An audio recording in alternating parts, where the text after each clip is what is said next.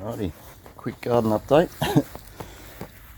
This here is the remnants of the cucumber plant. That one cucumber, I don't know, it doesn't seem to sort of be growing. The one cucumber that we got. So, but yeah, all the vines and that had dried up, and so I just ripped them out. Fuck it.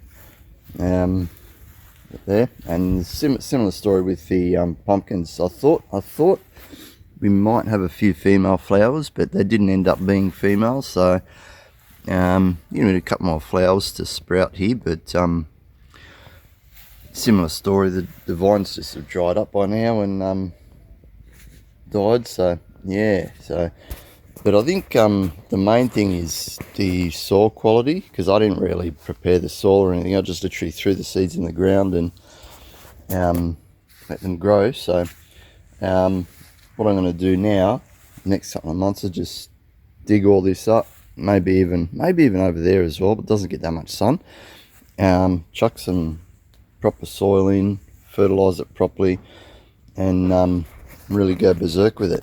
And here are the carrots. I think we might get 1 or 2 carrots out of it, because they seem to be growing all right. So and the celery over there, it seems to just grow to a certain height and stop. So we'll see what happens with those two. So pinning all our hopes on the carrots and the celery now.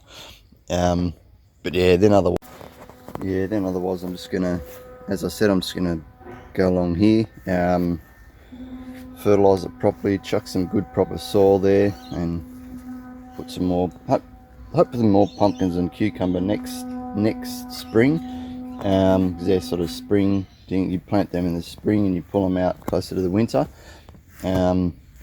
As well as that, I might even get rid of this tree here as well. I don't know what the